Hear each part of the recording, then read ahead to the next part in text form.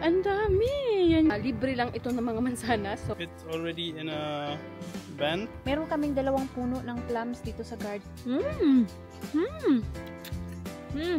Maasim! Hi guys, samahan niyo ako at pupunta tayo sa gubat ngayon. Tingnan natin kung meron bang mga mushroom. May dala na akong backpack. Hindi ko na sinama si anak at si asawa. Choose Shatsi! Dahil may sakit si asawa and he's not still feeling well. Tapos si anak naman is baka mag-ulan dahil very cloudy sa amin ngayon. So yes, mag-bike tayo. Yan yung gamitin natin, yung ating bike.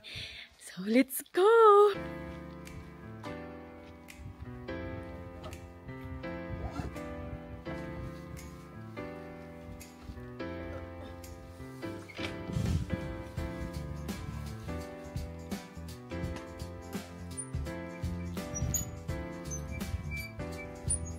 Guys, nandito na tayo sa gubat. So, mga 5 minutes lang bike and makakarating ka na sa gubat.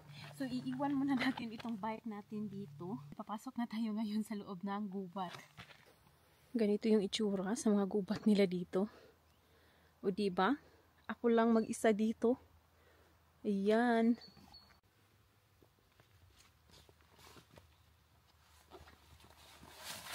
Tingnan nyo guys. Meron akong nakitang isang mushroom. Ayan.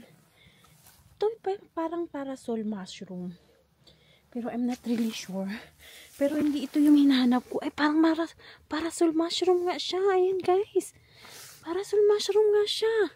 So, mayroon tayong nakita na parasol mushroom. So, though hindi ito yung hinahanap ko, pero it's a good meaning na meron na pala talagang mga mushroom. So, maghanap pa tayo. Hopefully, makakita tayo ng mga porcini na mushroom. Ang ganda pa naman ng itsura. Oh, pero medyo old na siya. Ay, parang may nag-cut na nga nito. Kinainan ng slugs. Medyo old na siya. So, hahayaan lang natin ito dito. Sobrang ganda ng itsura niya. And usually, marami itong ganito dito. So guys, habang naglalakad ako, meron pa akong isang mushroom na nakita. Ayan siya, oh, sobrang ganda ng itsura. Kakabuka pa lang niya. Yun. Hindi pa din yan yung hinahanap natin. Pero, ayan.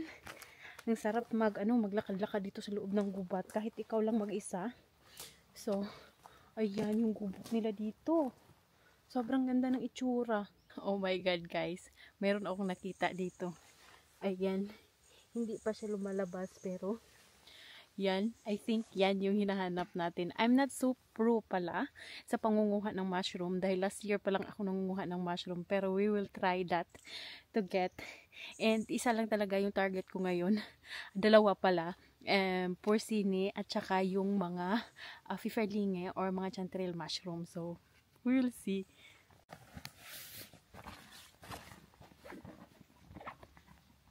So, we will try. Hindi pala. Iba pala siya. Ayan yung itsura niya, oh. Iba pala siya. Hindi natin ito kukunin. Iba kasi yung itsura ng porcini. So, akala ko porcini na yung nakuha natin. Guys, ito siya, I think is butter pills. Kukunin ko to siya. Pero, i-check ko dahil meron akong libro sa loob ng doon sa bahay. Hindi ko nadala yung aking libro. But I think this is a butter pills. Hala, meron pala ditong ganito. Butter pills.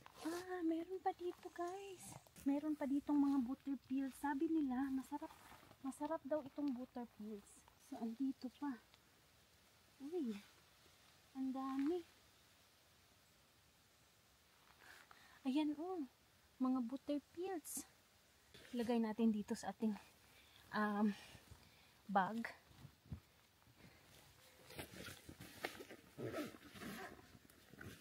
Guys, meron pa akong nakita dito. Medyo malaki siya. Anong itsura? Ayan.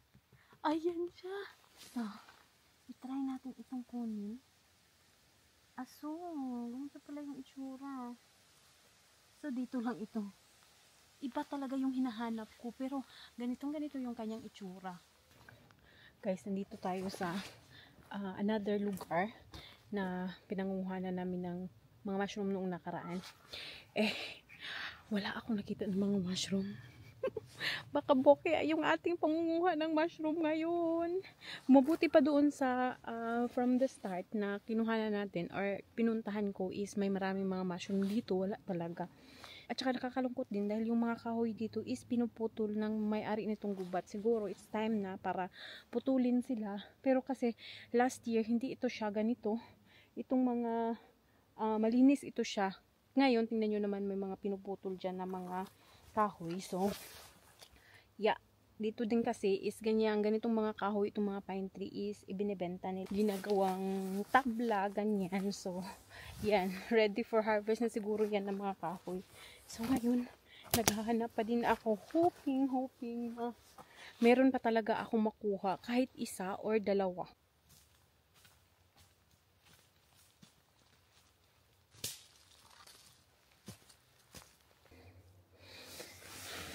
Ang dami din ditong mga heidelberry.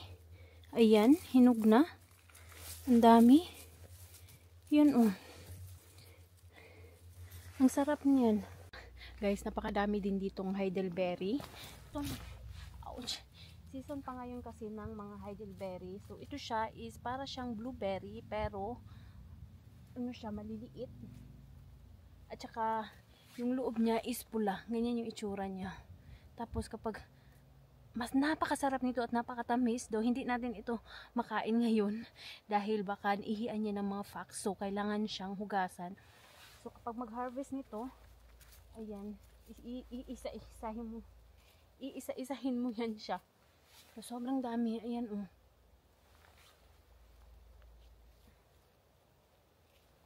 Ang dami guys, ayan.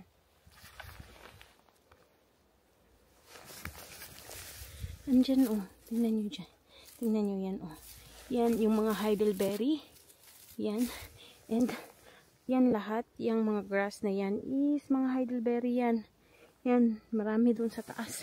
So, guys, meron akong mga nakita dito. Akala ko, porcini. Pero, ayan pala siya, oh. It's like a wood mushroom. Pero, it look like porcini. Pero, tingnan nyo, oh. Ang laki ng mushroom. Andun pa. Sobrang laki. And, ayan, meron pa akong mga nakita. Ayan pa, but it's not porcini. Tumutubo siya sa mga kahoy. And wala kasi siyang mga parang zigzag ano. So, it's not porcini. Ayun po, akala ko nga porcini. Akala ko makakita na ako ng ano, panggulay ko ngayon, pang ulam. Kaso wala pala. Ayan, andito.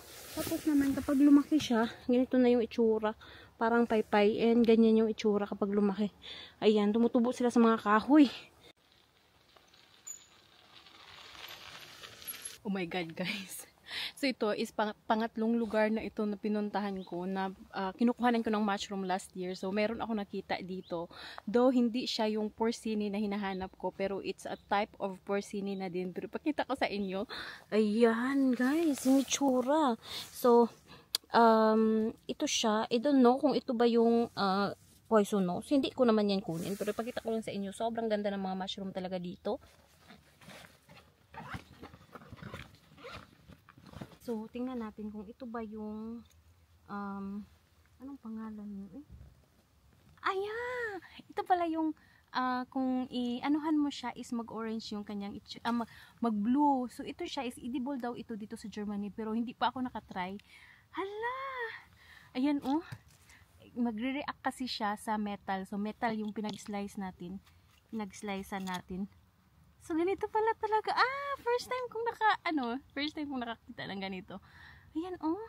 Kapag i-slice mo siya, ganyan yung itsura. Wow! Yan. So, hindi kasi ito yung hinahanap ko. Yung porcini talaga, yung king bullet. Pero ito daw is edible ito dito sa Germany. Hala! Ayan, oh. Dami. Ang dami. 3 piraso nandito. Pero hindi ko ito kukunin. Ayan. Kapag i-slice mo siya, tingnan nyo yan. Nag-iiba yung kulay. So, dito lang talaga ako nakakita sa Germany ng napakadaming mushroom. Napakadaming mushroom. So, nakakatuwa din mag-mushroom hunting. So, guys, medyo madilim. Dito sa loob ng gubat, dito sa amin ngayon is very cloudy talaga dahil palaging naulan. Pero, wala pa ding mushroom dahil hindi pa talaga mushroom season dito sa Germany. So, yung ibang part ng Germany is mushroom season na. And sabi ko nga sa inyo, isi-share ko sa inyo yung makikita natin na mga mushroom dito sa lugar namin. Though ngayon wala pa dahil start talaga ng mushroom season is mga September siya. So, meron namang mga iilan. Pero, marami talagang mga mushroom dito sa Germany and hindi lahat nakakain. So, ngayon, ang gagawin natin, uuwi na tayo. Babalik na lang siguro ako mga in the next 3 weeks. Papalakihin ko pa yung ibang mga mushroom. Hindi pa sila tumubo. Ay, ito oh. Ayan oh. Ayan. Ayan. Mga kakaibang mga mushroom. Alam nyo, kapag season na talaga dito sa mushroom, may mga 1,000 klase-klase mushroom. Sobrang dami. And ang ganda-ganda, ang gaganda ng mga itsura. Parang may nakita ako dito sa gilid. Ang dami. So, parasol. Parasol mushroom. Okay. It's a parasol. Ay, ang dami. Hala, ang dami. Ang dami. Ang dami, guys. So, ito, mayroong isa. Ayan. Ayan. Hala, bali. Pero ano na siya? Old na siya. Ang daming parasol mushroom. Andun pa sa taas. Ayan pa. 1, 2, and 3. Hala. Ang dami. Ayan, So, yan guys. Isa. Meron doon. Mayroong dalawa doon. And doon sa dulo, meron ding isa. Pero, iiwan natin yan dito. Papakain na lang natin yan sa mga hayop. Dito like mga deer, mga baboy ramo, yan yung mga pagkain nila. Usually talaga marami kapag autumn dahil papunta na nga sa malamig na panahon. So, yung mga hayop, mga wild na hayop is kailangan ng mga pagkain. Ay, meron pa akong nakita dito. Ay, ayun. Meron pang isa. Ayan, oh. Ayan. O, diba? Yun. Ang ganda ng itsura. And very ganda pa ng consistency. So ngayon, lalabas na tayo. Nandito naman yung maliit na kalsada. Ang problema natin, ouch! Ang daming tinik nun. Ang problema natin, bababa pa tayo dahil nandun yung ating bike. Nasa baba. Nasa baba yung ating bike. So, kukunin natin yung ating bike and uuwi na tayo. I'm sure naghahanap na yun sa akin si Ethan. So, ayan. Other part nito is gubat pa din. Pero sa yung likod nito is yun ang malaki na highway na dadaanan ko. So, minsan kapag summer dito kami dumadaan. Dahil dito kasi is walang dumadaan na mga sasakyan, mga bike lang and motorcycle. Minsan lang talaga. Dahil nga yung iba, kahit ako kapag nagbabike, ako doon ako sa highway nagbabike. Dito kasi is napakatarik ng daan. So yun na, nakita ko na yung ating bike. Babalik na lang tayo dito. Mga in the next 3 weeks siguro or mga September na. September talaga yung start ng mushroom season. Pero ngayon na maulan na dito, nag-uumpisa na silang maglabasan. Yung hinahanap ko, yun pa naman yung very rare. Very rare, pero medyo madami-dami dito sa amin. Pero yun yung talagang hinahanap din ng marami dahil yun yung napakasarap at napakamahal din sa palengke at sa grocery. So, ayan na yung ating bike. Ayan. Iniwan ko lang dito sa gilid and makikita nyo naman, ako lang talaga yung dumadaan dito. Dahil walang dumadaan dito. So ngayon, uwi na tayo. Ayan. Dahil wala tayong nakuha na mushroom, maghapit na lang po diri sa mga apple. Ang pula ng mga mansanas nila dito, ay may mga fertilizer pala dito. Ang pula ng mga mansanas nila. Try natin tikman kung masarap ba at kung okay na ba siya. Ang dami! Yan guys, sobrang dami ng mansanas. Yun. Try natin kung pwede na ba ito.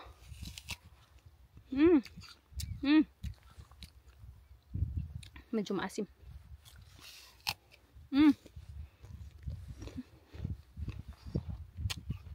Kulang pa. Ang daming bunga, sobrang daming bunga.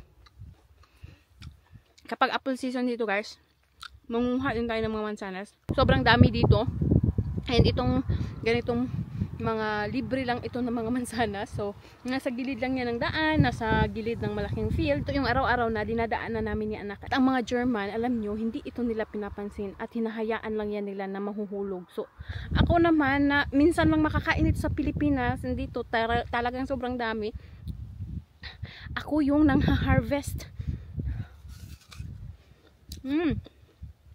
Nasasayangan kasi talaga ako dahil syempre sa atin, kung wala kang pera, hindi ka makakain dito. Ito, pupunta ka lang sa dito, pupunta ka lang sa mga lugar na may mga mansanas, makakakain ka na libre at napakadami, iba't ibang variety ng mansanas, masarap, maasim, pula, green, and dyan sa dulo mayroong mga peras. I don't know kung yung mga peras is may mga bunga, pero last year nanguha din kami and sobrang dami namin nakuha ng mga peras. Ang lalaki pa naman. Nakauwi na pala ako galing sa gubat, and dahil hindi ako nakakuha ng Steinpilze or porcini, may na-harvest ako kahapon na talong. Ito yung unang talong na na-harvest ko sa aking garden, and ito yung uulamin ko ngayon. So, pinirito ko lang siya, and tamang-tama may bago akong nabili na, ano ito siya, bagoong fermented salted silver stripe round herring. So, bagoong. So, ganito yung mga bagoong dito. Bagoong ba? Tawag? Basta sa amin, ang tawag nito ganito is ginamos. So, ito yung anuhan ko, ituslo sa bagoong, itong talong. Tapos may kamatis ako. Hala, problema. Cannot open it. Siyempre, ako lang kakain ito dahil si asawa. Hindi naman siya makain ng ganito. Wala, ayaw talaga. Careful. Danke. And for Ethan, I think it's very salty. Oh! So napakasarap nito. Isa lang pala yung talong na na-harvest ko doon sa garden. Merong tumutubo na medyo malalaki, pero isa lang kasi yung una na nahinog. So, hopefully, uminit na naman dito sa amin para hinog na yung aking mga pananim sa garden. So, lalagyan ko ito ng kamatis. Itong kamatis is hindi ito mula sa garden dahil it's good. Dahil yung mga kamatis sa garden, pati yung aking mga do you call this? What do you call this? Small one shots? Small tomato? What do you call this? Small tomato? Cherry tomato. Yeah, cherry tomato. Yung mga cherry tomato ko sa garden is hindi pa nahinog. So, hihintayin ko pa yun, guys. So, ito munang binili natin sa grocery. Sarap! And, nilutuan ko ng itlog at saka bacon si anak. So, matagal-tagal din ako doon sa gubat kanina. Lagyan natin ng konting suka. On, ditch stinky fish. Okay. Eat. Nung nakita niya asawa yung yung bagoong ko, nag-ibat kaagad yung mukha.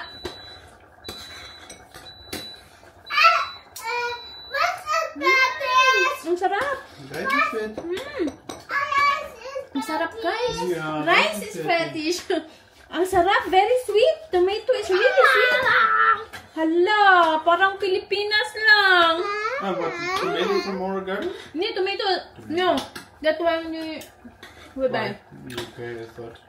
Guys, ang sarap.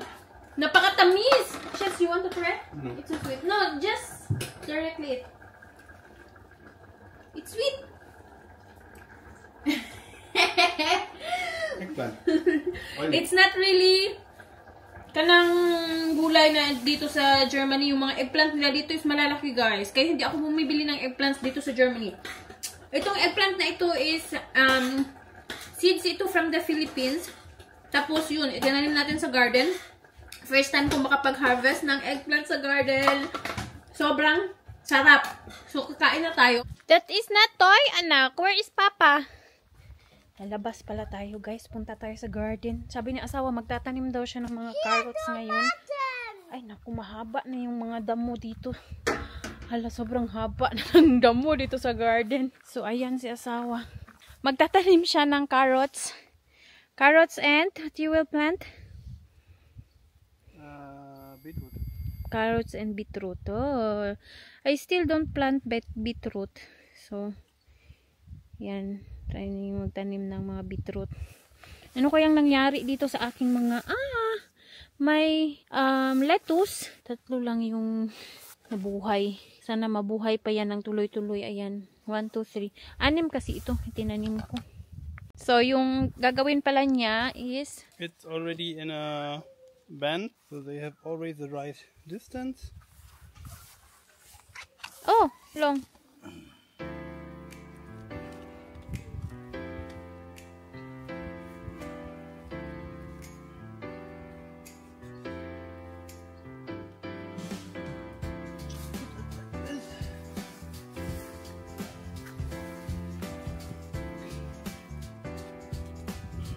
So, ayan, tas tabunan lang. So, the paper is that just very thin paper, or? Yeah, and also rot really fast.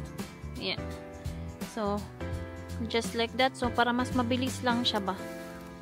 And, it also prevent na marami yung maitanim. Like this ba? Nung nagtanim ako nito, aking mga carrot, sobrang dami niya. So, yung ganyan na nakalagay sa papel is hindi masyadong madami. Hala, yung aking gabi. Hala! Hala, Jude! Ayan, Yeah, that's why it's starting there and not there. may kuan. Kanang karlang yan siya ba? Itinanim ko. Guys, yung ating sunflower. Shots, look at the sunflower shots. Guys, ayan, oh, may bees pa. Oh, wow. Ang ganda.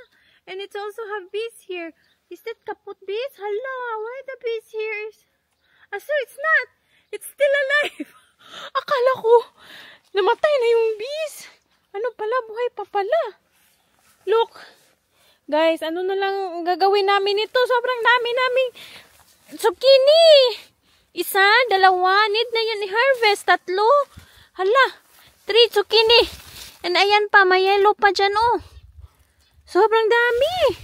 Meron kaming 2 puno ng plums dito sa garden. Yung isa is yun yung mirabellen, and itong isa is ito naman yung hindi ko alam kung anong pangalan o anong variety siya ng plums, pero kapag mahinog siya ay ano pa rin siya, green, pero meron siyang hint of yellow.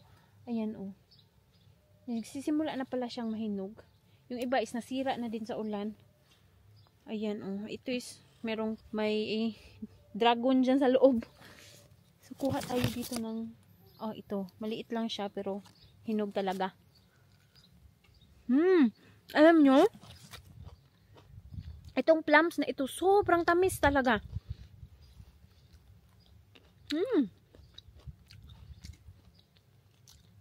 Shads, I need to harvest the plums. Sarap. It's already ripe. Ayun guys, oh. May mga iilan, hala, oh. Yan, oh. Sobrang hinog, pero tingnan nyo, nasira. Busy. Ayan, oh. Tingnan nyo, ganyan yung mga bunga niya. Hindi man ito karamihan, pero, ayan, oh, sobrang lalaki. Ayan, nabuak na gani siya, oh.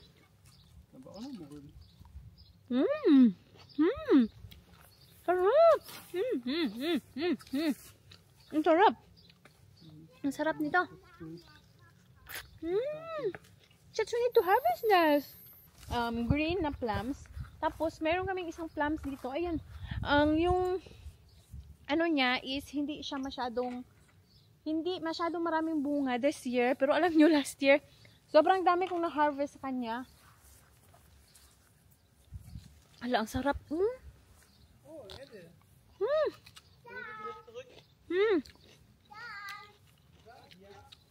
Sarap.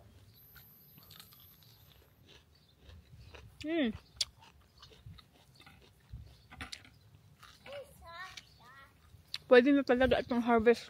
Meron pala kaming itinanim dito na mga physalis. So, nagsisimula na siyang mahinog. So, kukuha tayo. Yung iba is kinain na. Nagsisimula na pala siyang mahinog. Ito siya is hindi ko siya masyadong bet. Pero, ayan. Anong pangalan nito sa atin sa Pilipinas? Sabi nila mayroon daw tayong ganito sa Pilipinas. So, ganyan yung itsura niya. Ganyan yung itsura niya. So, first time kong magtanim ngayon dito sa garden itong ganito. Maasim. Maasim.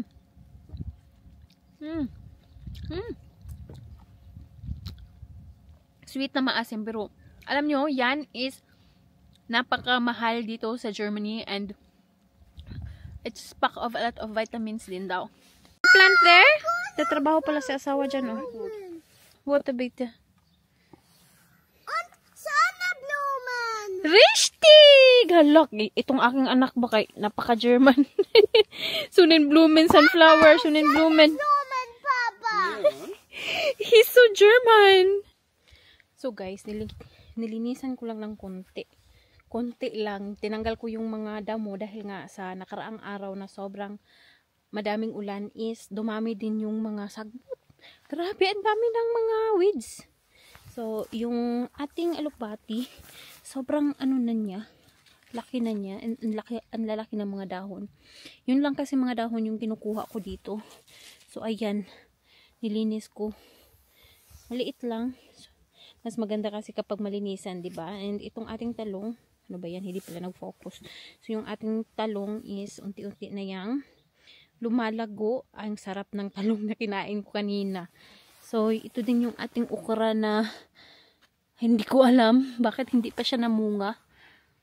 Ayun, hindi pa namunga. Ah, meron palang isa doon, oh. Ayan, yung ating pupino. Ah, dalawa pala ito.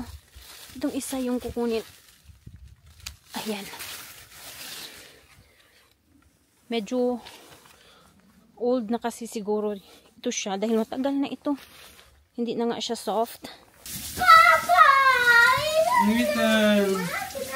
Dinala pala ni asawa dito yung carrots. Yung hinugasan niya. Ako naman, I will try the pepino. So, oh! I think is that the one that Ethan harvest? Because usually the carrots there is started to One already break. break. So,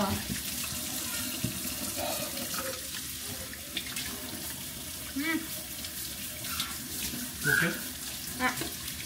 Boil with butter. Boil with butter.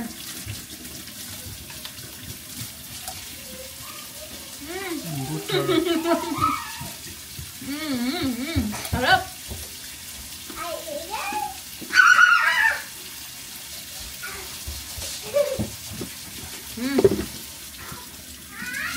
Eat the carrots. Sarap nito. Sarap talaga nitong carrots. Gusto ko talaga siyang kinakain ng hilaw. Hala, kaingay ni Ethan again.